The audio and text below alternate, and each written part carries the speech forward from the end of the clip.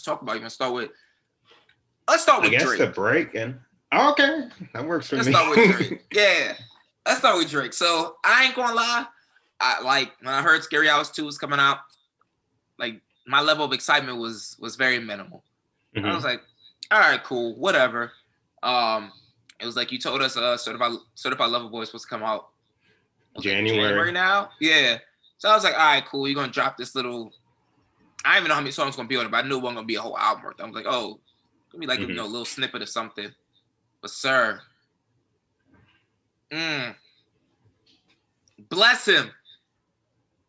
I've been listening to like Lemon Pepper Freestyle like nonstop. So like, like whenever him and Ross get on a track together, that's a fact. This shit is like beautiful. Like it just hits my ears. I'm like, like thank you. That was probably one of his best verses like of all time. Like, I agree. I don't even think that's hyperbole. I really do agree. What are we like 5 days now after? That's one of his best verses he's ever done. I keep going back and listening to it. I'm like, oh, like yeah. I was like, whoa. Visibly, I was like, whoa to myself. I'm like, wow. Yeah.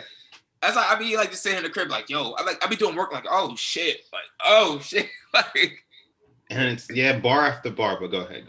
Yeah, and the beat, everything, wants and needs, beautiful. Lil Baby killed that shit though. Yeah, speaking of another murder, he had to get back on Ross because Lil Baby, he rapping like an unsigned, right? Like he unsigned. He destroyed that. He hungry. He destroyed that. Yeah, he destroyed that. And What's Next was cool, but that was probably my least favorite track on the. You know, it's cool. It's a nice little introduction to it for me. Yeah, I get that's the single. I got the video, and it'll grow if I hear it out. And I usually gravitate towards. I like it.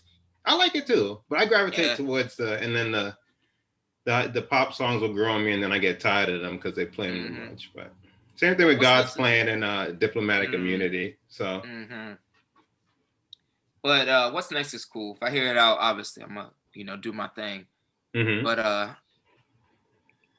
I'm right now Lemon Pepper Freestyle is like when I'm just stuck on. Yeah. Like stuck on it. Like you know how like Spotify has like your on repeat. That shit just shot to my number one on my on repeat like overnight. I just keep listening to it. I'm like, oh my God. And the beat is fire too, so it just makes it easier to like. He's just spitting some real shit. Beautiful. Yeah, I don't really have that much. I guess I was up that Thursday. He announced that they have this new radio station on Sirius. So I started listening like around 10:30 and they were just like playing track lists and different songs. I was like, all right, let me come back till 12 because I'll probably be, since that's when it's going to drop on all the streaming sites. So I listened through the radio as he premiered. He talked and said a couple of things we could get back to. So my point is, I heard these songs. He played all three consecutively on the radio. And if you go to this site, it's in his Instagram bio. There's no timer, so you can't see. So I'm just listening to these songs. I don't know when they're going to end. So I heard, What's Next, Wins and Wants and Needs. I'm like, whoa. Then I hear Lemon Pepper. Ross does this thing. And then I hear Drake. I'm like, whoa. And then Drake's still rapping. And I'm like, how long is this? And then he rapped for almost 5 minutes, a little over 4.5 minutes. Bro. That is an entire song. He literally Ross did 16 bars. Drake did 64. Yeah, but yeah, I love it. Lemon Pepper, I love. I love. Wants and Needs, love. I gotta give the single a couple more listens. It's cool. What's Next is the single? I assume because he dropped a video for it, but I could be wrong. I didn't even see it. I didn't know he even dropped a video for it. So I assume that's an assumption, though. But they said it's projected to debut at number 1. I was reading that the EP, these 3 songs are projected to sell 1 million. If that happens, I wouldn't be shocked. I mean, like you, as you know, I don't hide it. As one of the bigger Drake fans. He kind of, just kind of playing my emotions now to the point. I didn't have high expectations for this either. If I come off his 2020, he did, Dark Lane demo tapes, Couple songs I still listen to, but nothing crazy. Nothing. Tootsie Slide, not for me. Laugh Now, Cry Later, I enjoyed, but still haven't gotten time to is hear that fast, out. yeah. And too many starts and stop and starts with Certified Lover Boy. So I'm like, all right, let's see. But he got my interest again. So I say all that to say he got my interest again. Yeah. Not the only one, because I was like, I'm good. Like I listened to it, but I really did not expect much. I was like, all right, cool. I thought it was gonna just be like some Drake is like LeBron. You know what I'm saying? Like it's like you can tell when LeBron has bad games, but he'll still put up a triple-double or some shit like that. And that's what like Dark Lane Demo takes felt like to me. It was like, yeah, this is not that great, but I can still hear that you're great in it, you know? Like you're not even trying that hard. You're not trying that hard to make this. And I can tell you're not trying hard. But it's like it's still cool. I like your flow and you're saying some shit, but like you're not trying hard to make this. So I was expecting that. And then I got like, nah, I'm actually trying hard. I'm Drake. I got that reminder. I'm Aubrey Graham. And I was like, oh shit.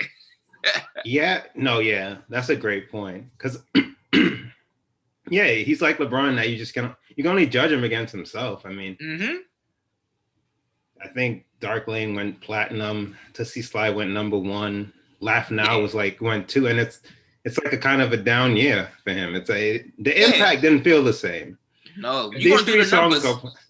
But we listening to it and we cool on it. But to come back like this and he rapping, it's like, okay. I don't even know what his best verse was last year.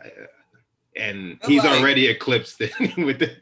I don't know if he released a verse as good as Lemon Pepper last year. So I feel like he delayed CLB on purpose because he kind of because he definitely probably saw the wave. You know, like this summer we kind of moving toward normalcy. Like there's some light at the end of the tunnel. He like, nah, let me hold on to this and drop this in like April on their ass right before the summer. Yeah. And have a whole rollout for it. Yeah, I'm mentally preparing, but if it doesn't, just cautiously optimistic for April, May. May, yeah. We'll see. We'll see. This EP was it, though. This EP was it. This EP was it. It's a good, That was. He did his thing. I'm happy for him. And it's just good to get, real quality music from a top tier artist. But because that came out of nowhere. Because I haven't been on Instagram like that. So I think I opened up Twitter and I saw Drake trending. And I was like, Scary Hours on Thursday. I'm like, all right, bet. Yep. I got nowhere to be Friday. Let's go. And then right after that, you got some 65-degree weather. You've been in heaven, man. Yeah, man. God good, ain't he? All the time. Oh shit, that's crazy. What else? You said you said some stuff on the Sirius channel that you wanted to discuss. Oh, just the album's coming soon, just stuff like that. He's still working. He didn't announce. He's still working, stuff like that. Nothing of really new or important. Just more of the same. But since he gave me the music, I'm like, all right. You build up a little bit more trust. Which I get, but I don't know why he did this to be telling us January and stuff. I get it. Releasing your album ahead of maybe he meant it, and then like started seeing the vaccines flowing, and arenas started reopening, like limited capacity and things like that, and maybe his team was probably like, yo, like we should hold up a bit and see if this is gonna move because. Might be able to have a tour or some shit or OVO, limited capacity OVO Fest in August, and you got to move things out. I don't know. It might make more sense business-wise for him. I don't know. But I'm on his side again now. Now I'm defending him. I'm back. I'm back. It's actually crazy because it was like last week was like the 1 year since he dropped Chicago Freestyle and When to Say When. And I remember that's when we were hanging in I think it was the last time we were out before the pandemic. It's when we went to brunch in the Lower East Side, East Village area. That's when me and Shafin called it quits.